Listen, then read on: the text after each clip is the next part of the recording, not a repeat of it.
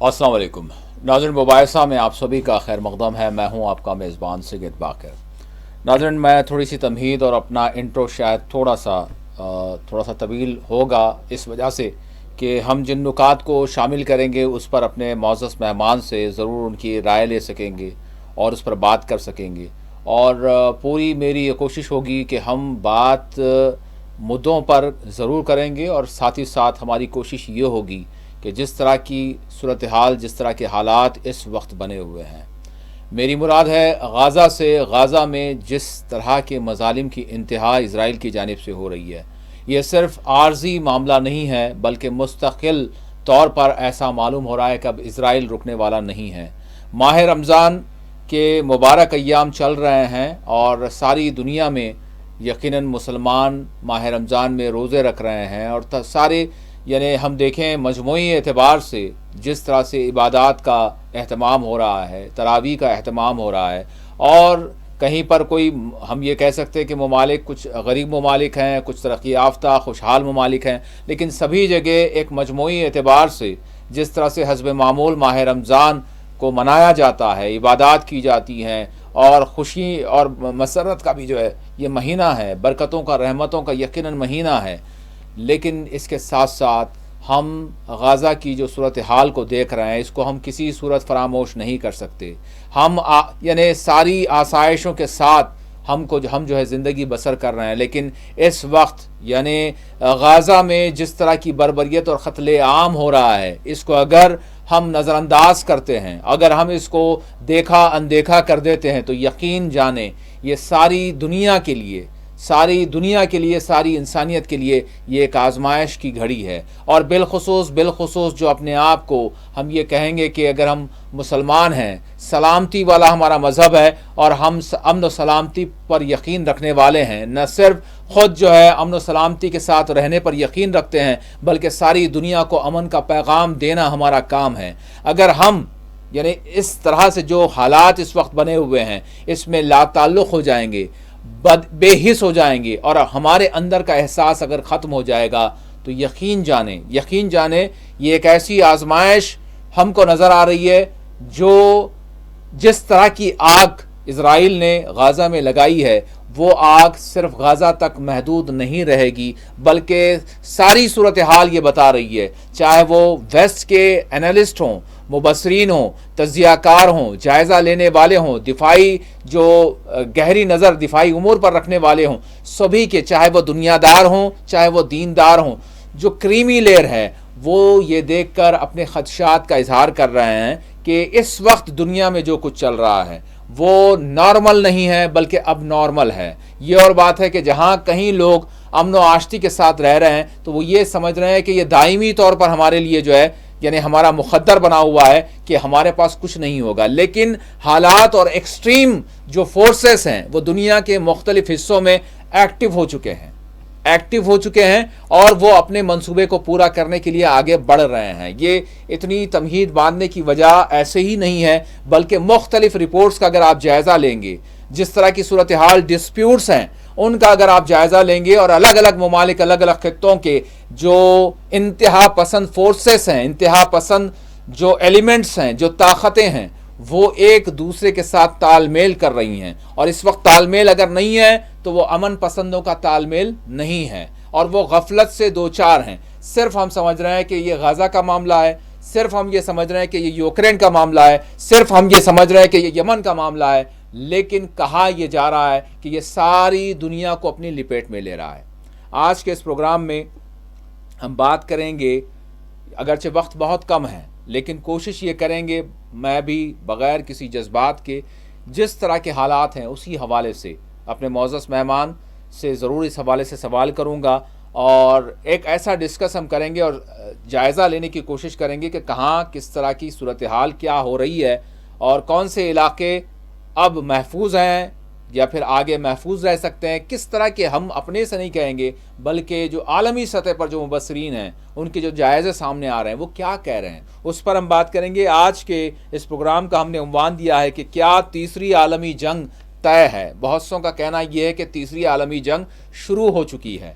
देखें, Gaza disputed, Yemen disputed, शाम disputed, Iran पर हमले के लिए तैयारी, अरब ममालिक बेचैनी से दो चार। अगरचे आप अरब ममालिक की बात करेंगे तो आप दुबई के जो है बड़ी ही पुरतईश ज़िंदगी को देखेंगे, लेकिन वो सारी की सारी चीज़ें, जितने भी मामलात हैं, वो सिर्फ और सिर्फ यानी आर्जी नज़र आ रही हैं, क्योंकि एक लावा पक रहा है। कौन कब किस जद में आएगा इसका कोई अंदाज़ा नहीं है, क्योंकि जो गाज़ा में इजराइल ने जिस तरह का आगाज़ कर दिया है वो किसी सूरत जंग बंदी नहीं चाहता। एक ये खित्ता हो गया यानी गाज़ा से लेकर यमन और सारा अरब खित्ता, और दूसरा अगर हम बात करें तो पाकिस्तान में क्या चल रहा है, ये सारे हम अपने मौजूद मेहमान से डिस्कस करेंगे। अफ़गानिस्तान में क्या चल रहा है, और इसके साथ साथ यानी रूस यूक्रेन, सिर्फ ये रूस और यूक्रेन का मामला नहीं है, बल्कि रूस, यूरोप और अमेरिका का मामला है। ये बहुत बड़ा अहम मामला है। और इसी के साथ अगर हम देखें तो बरतानिया है, अमेरिका है, इजराइल है, और फिर इसके साथ अगर हम यानी वो कंट्रीज़ जो एशियाई ममालिक हैं हम उनको देखते हैं, सिंगापुर, जापान, यहाँ पर हमको अमन तो नज़र आ रहा है। लेकिन इसके साथ साथ ऑस्ट्रेलिया की अगर हम बात करें, यहाँ पर हमको अमन तो नज़र आ रहा है, लेकिन उसके साथ साथ ये भी किसके साथ है, किस खैमे में है। अच्छा, सारी बातें हमने ज़रूर कर ली, लेकिन यहाँ पर हमने फरामोश कर दिया, न सिर्फ हमने बल्कि सारी दुनिया फरामोश कर रही है अफ्रीका को और जनूबी अमेरिका को। यहाँ पर भी जो कुछ चल रहा है और जो इम्पीरियलिस्टिक ताकतें हैं वो किस तरह का खेल यहाँ पर कर रही हैं, उस पर भी हम सरसरी तौर पर बात करेंगे और ये समझने की कोशिश करेंगे कि दुनिया किस तरफ बढ़ रही है, किस तरफ बढ़ रही है। जो अपने आप को जमहूरियत के चैंपियन करार देते हैं, उनके अंदर किस तरह से अपनी अक़लियतों को दबाने के लिए, कुचलने के लिए, उनके क़त्ल-ए-आम के लिए कार्रवाइयाँ चल रही हैं। बहरहाल हम बहुत सारी बातें रास्त तौर पर करेंगे, बहुत सारी बातें बिलरास्त करेंगे, इनडायरेक्टली करेंगे, कुछ इशारतन करेंगे, कुछ किनायतन करेंगे, लेकिन ज़रूरी है कि बात की जाए। मेरे साथ इस वक्त फ़ोन लाइन के ज़रिए जुड़ चुके हैं सीनियर सहाफ़ी, सियासी तज़कियाकार वाहिद नसीम साहब। वाहिद साहब अस्सलाम वालेकुम। जी वालेकुम अस्सलाम। वाहिद साहब, मैं यकीनन बहुत सारे प्रोग्राम्स में हमने बहुत सारी बातें की हैं, लेकिन जब भी की हैं तो वो बातें उस वक्त इर्रेलेवेंट समझी गई। उसका कोई मतलब ये समझा गया कि ये इसका ना कोई हाथ है, ना पैर है, ना दुम है, ना सर है। लेकिन उसके चंद दिनों के बाद देखा ये गया कि ये बड़ाई वाली बात नहीं है। अल्हम्दुलिल्लाह इस प्लेटफॉर्म से जो भी इंटरनेशनल सिनेरियो हो या फिर नेशनल सिनेरियो हो उस पर हमने बात की। तो उसके बाद कुछ अरसे के बाद, बल्कि 6 महीने के बाद, 1 साल के बाद, 2 साल के बाद, 5 साल के बाद, 10 साल के बाद वो सारी चीज़ें जो है सामने आई। इस वजह से इसमें कोई हमारे कमाल की बात नहीं है, बल्कि जो जायज़ा लेना है, जो सूरत हाल है, अगर उसका गहराई से कोई भी जायज़ा ले तो उसको समझ सकता है। लेकिन जब तासुब आ जाए, लेकिन जब कोई फ़िरक़ा वारियत आ जाए, जब कोई इलाक़ा वारियत आ जाए, जब कोई अपने तकब्बुर वाली बात आ जाए, तो फिर कुछ भी समझ में नहीं आता। तो मैं आगाज़ करना चाहूँगा भाई साहब, उसके बाद फिर हम सारा अहाता करेंगे और ज़रूर ये कोशिश करेंगे कि कहाँ क्या चल रहा है और हम वाक़तन किस तरफ बढ़ रहे हैं और क्या हमको किस तरह से समझना चाहिए। गाज़ा में अच्छा, मैं कुछ चीज़ें वो भी करूँगा तो आप थोड़ा बिखर ना जाइए, बल्कि मैं कहूँगा कि सवालात के जवाब बिल्कुल ठंडे अंदाज में और बड़े गहराई के अंदाज में हम सिर्फ समझना चाहेंगे, हम कोई मुसल्लत करना नहीं चाहेंगे अपनी बात। तो भाई साहब, मैं आपसे जानना चाहूँगा, गाज़ा में आपने भी बात की थी, हमने भी बात की थी कि अब इज़राइल जो है वो हिमाकत नहीं करेगा जो अब तक करता आया है। लेकिन जिस तरह से 400 से ज़ायद शहादतें हो चुकी हैं, इतने वाक़यात, ऐसे मामलात हैं, यानी 24 घंटों की अगर हम बात करें, कोई जो है इफ्तार कर, मतलब किसके शहर का रात के वक्त जो किया गया, तो उससे लेकर अभी तक की जो रिपोर्ट्स आ रही हैं इंतहाई दर्दनाक। वाहिद साहब, आज 17 दिन हो गए हैं, ब्लॉकेड है, ना दवा जा रही है, ना ग़िज़ा जा रही है, ना दीगर सामान जा रहे हैं और बम बरसाए जा रहे हैं। आपने कहा था और हमने भी ये सोचा था कि इज़राइल जो है अब मज़ीद हिमाकत नहीं करेगा, लेकिन ये शिद्दत के साथ हमले, ये क्या कह रहे हैं? जी नहीं, मैंने एक बात जरूर की थी, हाँ, कि देखिएगा जो चीजें चल रही है वो क्या है।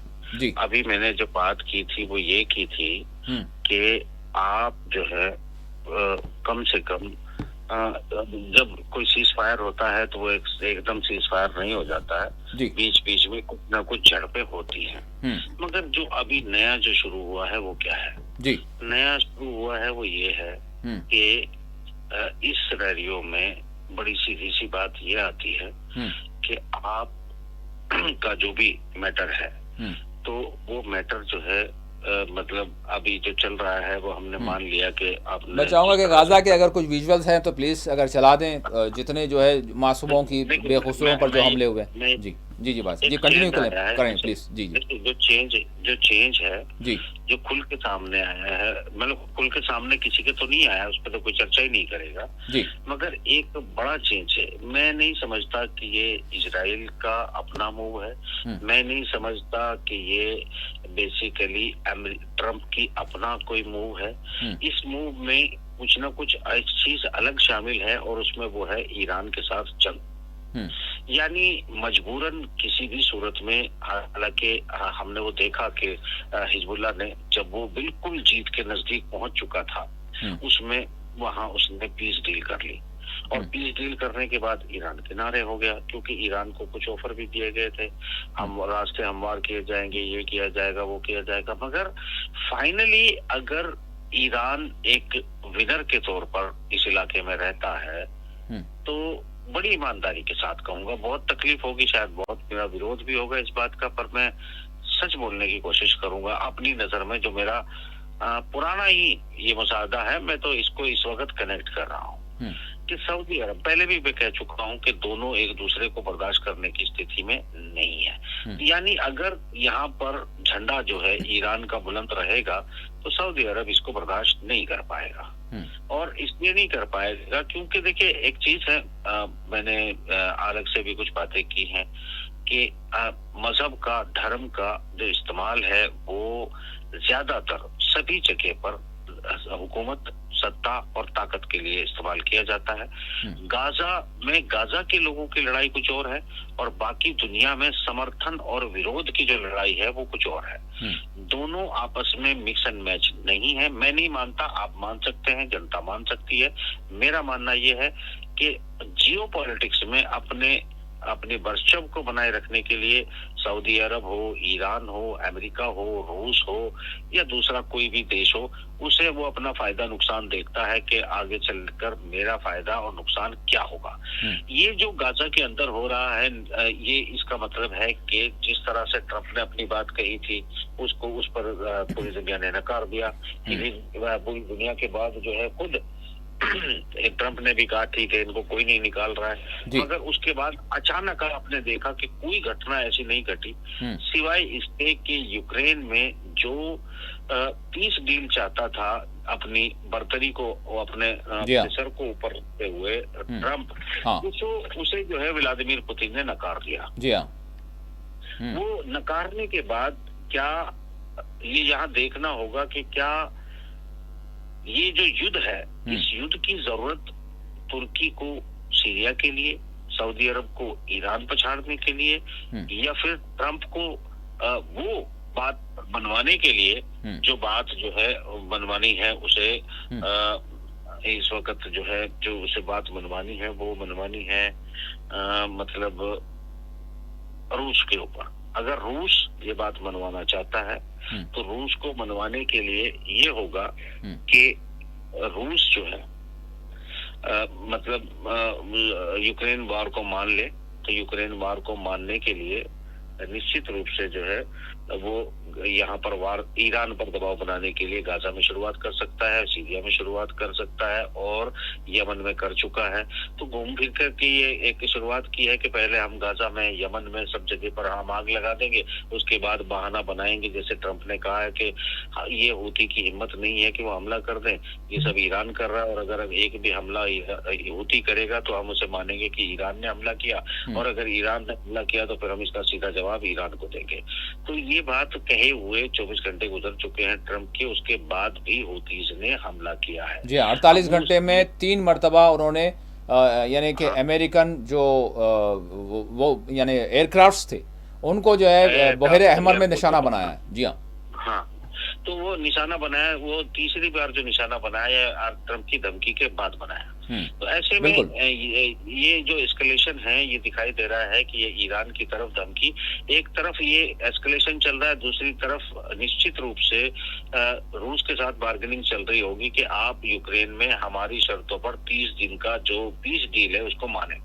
तो ये जो पीस डील जो अभी हमास के साथ हुई थी, इसके बाद जो इजराइल में मायूसी फैली थी, जो इजराइल के इन्होंने सिर बैठ के एक जो चीफ है उसको तो हटा दिया, दूसरे को हटाने की कोशिश कर रहा है, जिस तरह हलेवी जो है वो उसको वो अपने आप को रिटायर कर गया।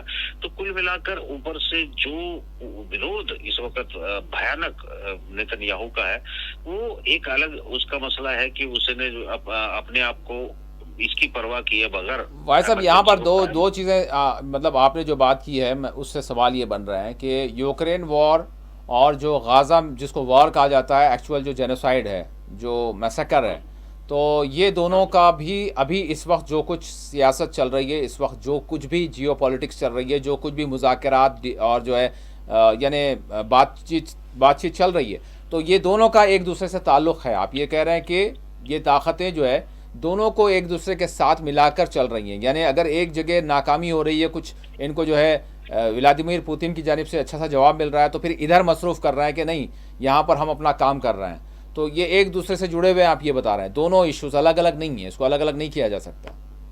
बिल्कुल अलग अलग नहीं है, मैं नहीं कर रहा हूँ इसको अलग अलग, ना ही मैं मानता हूँ कि ये अलग है। क्योंकि मैं ये मानता हूँ कि ये पूरी की पूरी इस वक्त न्यू वर्ल्ड ऑर्डर की ओपनिंग और उसमें अहमियत, इसको दिमाग में रखते हुए ये दोनों चीजें इंटरकनेक्टेड हैं। और ये पीस डील जो है दोनों होंगी तो साथ ही होंगी, नहीं होंगी तो कोई सी भी नहीं होगी।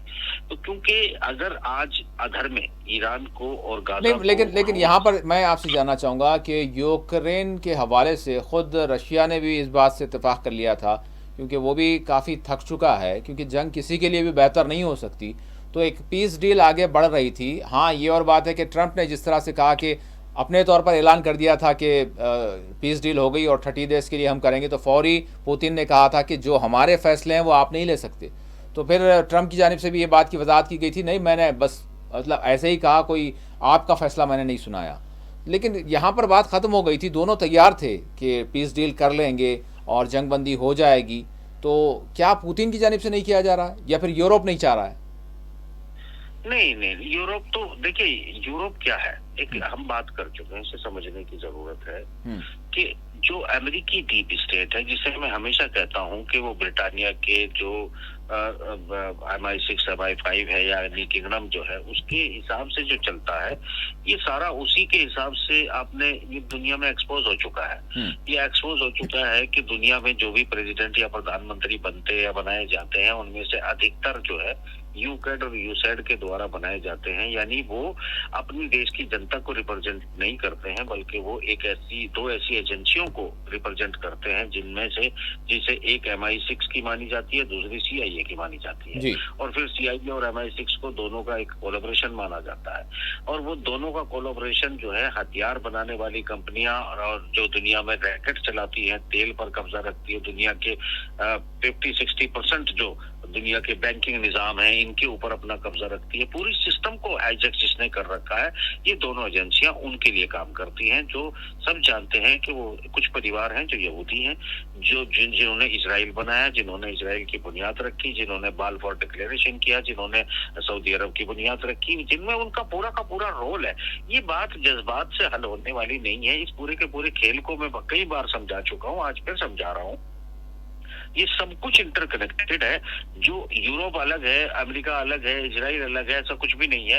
एक तरफ वो ज़ायनिस्ट लॉबी है जिसके कंट्रोल में पूरी दुनिया है, इस्लामिक जगत भी पूरा है और बाकी दुनिया भी पूरी है। और एक तरफ रशिया है जिसके साथ जो है मुकम्मल तौर पर तो सिर्फ जो है वो चीन नजर आता है, जो जिसका इस्तेमाल रूस कर रहा है। एक तरह से माना जा सकता है कि रशिया एक ऐसा देश है जो पूरी तरह से शैतानी ताकतों के खिलाफ खड़ा है, और वो इस पुराने 250 साल के निजाम को, जो पूरी दुनिया पर काबिज है, जिसकी शुरुआत 500 साल पहले हुई थी, उसे खत्म करना चाहता है। मगर उसके खिलाफ ये सभी लोग इकट्ठे हैं। इसमें जो मैंने बात कही है वो हजम नहीं होगी लोगों को, क्योंकि देखिए, जो बातें मैं आजकल करने लगा हूँ वो बातें इतनी अलग हैं, इतनी मसले हद की है कि उन्हें आम आदमी को बोलेंगे, क्योंकि उनकी टेम्परिंग जिंदगी गुजर गई है, कुछ कहानियां सुनते सुनते, अफसाने सुनते सुनते, वो नहीं मानेंगे। मैंने अभी आपको कहा कि सऊदी अरब, अगर मैं ये कहूँ आपको कि इस वक्त पूरी दुनिया में जो कुछ चल रहा है उसमें 90% हिस्सा सऊदी अरब का है, तो कोई तस्लीम करेगा क्या? कोई नहीं तस्लीम करेगा। असल में ये बात आपको तस्लीम करने के लिए MI6 यानी ब्रिटेन और सऊदी अरब के किंगडम की पूरी कहानी को समझना पड़ेगा, और वो सब मेरे अलावा कौन समझाएगा ये बताए। मैं इसमें ईगो, तकब्बुर और गुरूर की बातें नहीं कर रहा हूँ। कौन समझाएगा? कौन ऐसा है जो सच बोलने की ताकत नहीं भाई साहब, कौन ऐसा है? मैं चाहूँगा कि हम बिल्कुल एकदम ब्रॉड यानी सिनेरियो में बात करें, मतलब उसको महदूद ना कर दें।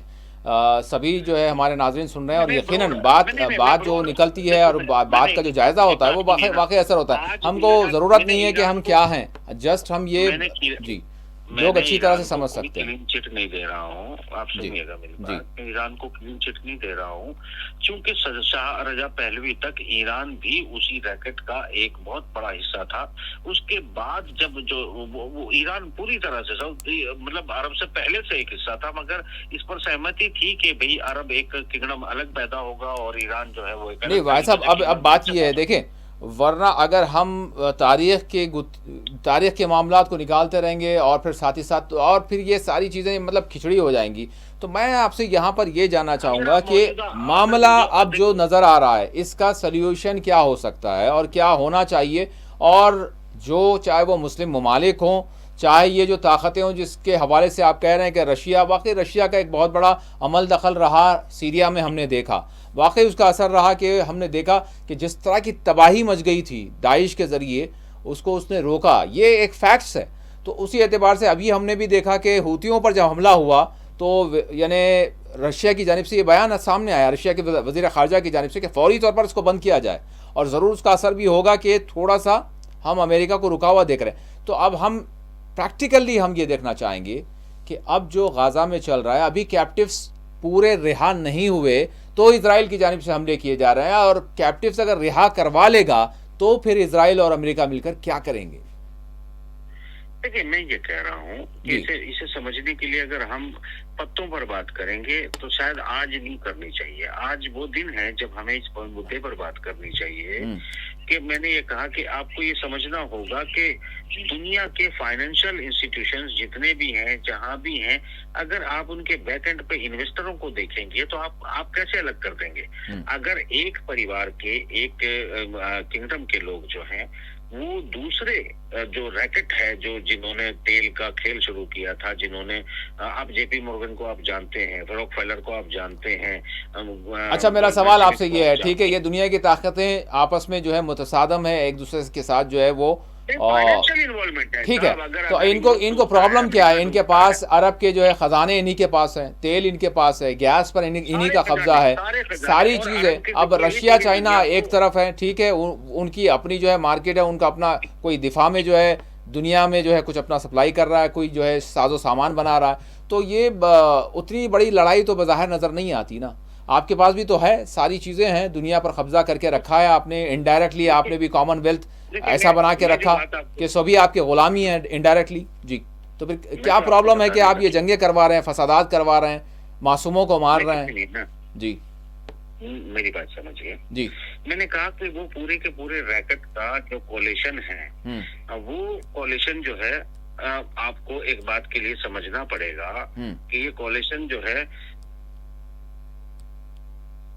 बैंक्स आपके पास है। माफ करिएगा, मेरी लाइन कट गई थी। मैं आपको एक बात बताना भाई, बैंक्स भी आप ही के कब्जे में, इनडायरेक्टली सारा कुछ IMF को जाता है, सारा कुछ। IMF के अलावा तो मेरा मसला क्या है? क्यों ये कत्ल गारत है? क्यों ये हमले है? क्यों बेखुसरों को मारा जा रहा है? क्यों डिस्प्यूट्स पैदा किए जा रहे हैं? क्यों यानी छोटे छोटे ममालिक को लड़ाया जा रहा है, दहशतगर्दी को पाला जा रहा है, इंतहा पसंदों को जो है एक्टिव किया जा रहा है? जी, ये जज्बात आपके नहीं, जज्बात नहीं है, इसमें कौन सी बात है बताइए? मेरे फैक्ट से हट के कोई बात है? मेरा अगर अंदाज आपको जज्बात लग रहा है, मैं तो आपसे सवाल कर रहा हूँ, मैं ये पूछ रहा हूँ ना कि मेरी कोई भी बात कोई लॉजिक से हट के है, मतलब मैं यही पूछ रहा हूँ ना, ये जितने भी है जो सारा कुछ चल रहा है वो किस तरह से चल रहा है, क्वेश्चन है मेरा। जी, मैं आपके क्वेश्चन का जवाब देना चाह रहा हूँ। आप क्वेश्चन का जवाब ये है जनाब कि मैंने कहा कि वो लोग। अच्छा भाई साहब, एक ब्रेक लेने के लिए कहा जा रहा है, ब्रेक के बाद जो है हम आराम से जो है बात करेंगे। नाज़रीन, एक छोटा सा ब्रेक लेंगे, ब्रेक के बाद समझने की कोशिश करेंगे कि जो हालात हैं इस वक्त किस तरह के हैं, क्योंकि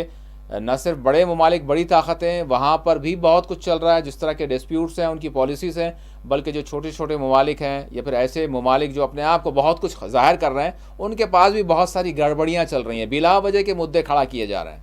आखिर क्यों, क्या चाहते हैं ये? छोटा सा ब्रेक लेते हैं, ब्रेक के बाद दोबारा हाजिर होंगे।